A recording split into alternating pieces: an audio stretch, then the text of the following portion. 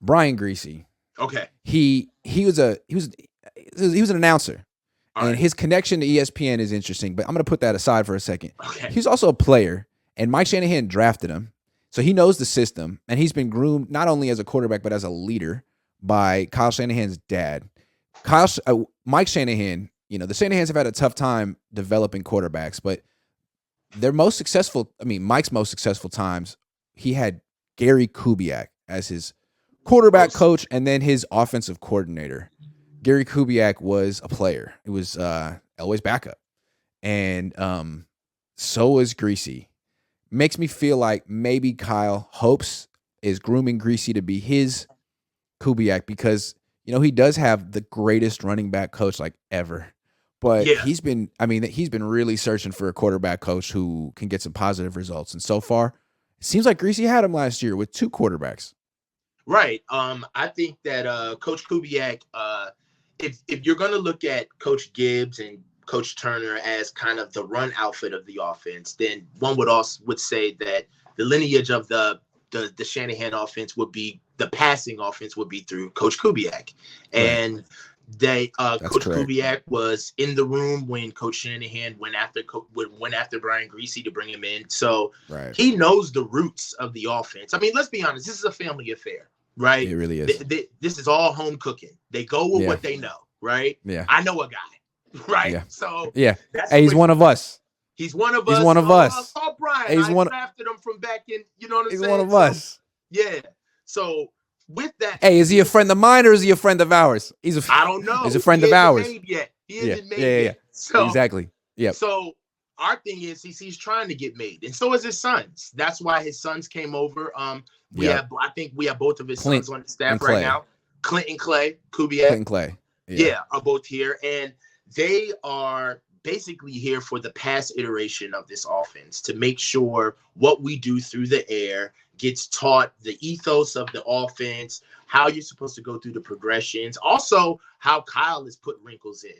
There's this is the West Coast offense through the air and through philosophy. It is West Coast. However, Kyle's no, you're good. However, Kyle's way of going about Kyle's route tree rather has been talked about as being multi-directional, optional, being able to run after the catch, softening off routes, not necessarily having things rounded off. So I think that Brian Griese, my thing is that I just hope that he's there to coach everybody that's in the room. Yeah, let's talk about that for a second because to me it's real clear like he had a hand in them drafting Brock Purdy. He didn't discover Brock, but when they showed him to him, he was like, "Yep, I like him very much," and so he's invested in Brock. Also, I have to admit, I have to imagine that he had a hand in them signing Sam Darnold. I mean, I'm sure Steve Wilkes had a big hand in it, and Kyle and Christian McCaffrey and a lot of people, but I bet they asked the quarterback coach and he looked at it and said, absolutely, I see what you're seeing. I'm guessing. Yeah. And so that's 2 guys that he's like, yeah, I want you in my room. We don't know how he feels about Trey. We just don't know. He inherited Trey. And we can't assume that anything. And so when you hear stuff from people at ESPN saying, hey, man, I hear it.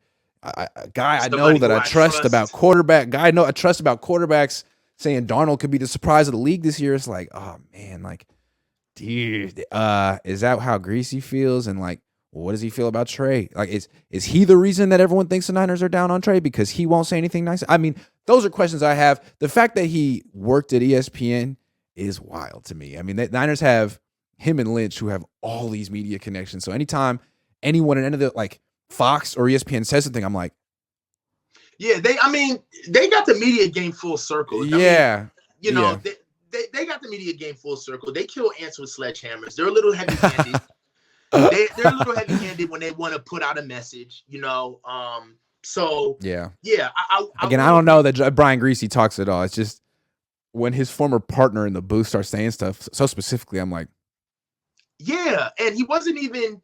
Yeah, it wasn't like I said. It was clumsy. It's not even. It's like somebody who I really, really trust. Yeah, knows a lot about quarterbacks and pretty close. Yeah, my daughter. That guy. Like, it's just like, yo, who are you talking about, Lewis? All right. So, that's why I brought that up. I just want Trey to make it to camp. Just be healthy and be ready. I think that Brian, from a coach's Can I just say something real quick? Last year when we interviewed him, like the one day we had, or 1 or 2 days, I asked him like specific questions about Trey Lance. This is on I knew you were going to bring camera. this up. Dude, he was so reluctant to say anything. All he would praise for Trey Lance is that he's a nice guy. Good guy.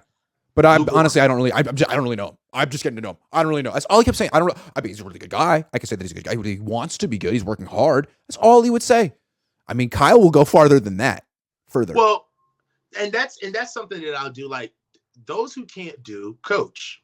Yeah. And there's something about the killing of your ego that you have to have when you're coaching a kid that you know was better than you. Yeah. That's a real Brian thing. Griese wasn't the third pick in the draft. That's a real thing. And I know it sounds petty, but sometimes when you have coaches and you coach a kid that may have it's almost like a parent who grew up poor and, you know, you got a rich kid, you know, that you a privileged kid. Every little thing you're looking at him like, I didn't have this when I grew up. You know, I didn't get this opportunity. You should be taking all of this. And I just don't. I want Trey to be able to organically get out there and have a shot. And if you're going to be the quarterback's coach and talk about everybody in the room, I just understand that everybody's watching. We're all paying attention to what you're saying. So, is Brian Griese a good quarterback's coach? We don't know. He's only been here a year. We don't know. But he's an important part of the equation now, it seems to me. I mean, yeah, he's touching the product. He's a quarterback's coach, so he's a very important part of what we do, right? Absolutely. Yep. Aru Illustri says, Coach has slowly become my favorite guest. You guys work well together. Thank you. He's a hell of a guest. It's really his show. It's called Coach's Meeting. No, it's not. Flave says, yeah, that's why he got Lance, but quickly realized he was wrong. Got Purdy the next year and brought Jimmy back. Good call. Yeah, that's why they drafted Purdy with the last pick in the draft, because he was all out on Trey Lance. Yeah. That's why they made Trey Lance the starting quarterback, because dude. Flave, my guy. I like Flave. I love Flave. Well, Flave's real close. He's friends with Kyle, so Kyle told him. He knows. Mm-hmm. Vito says Trey Lance is the GOAT and next year's MVP. Brock blows. Shout out, Coach. You the man, Grant. You the GOAT. Brock doesn't blow, but thank you. I appreciate that. Well, Brock didn't do anything bad.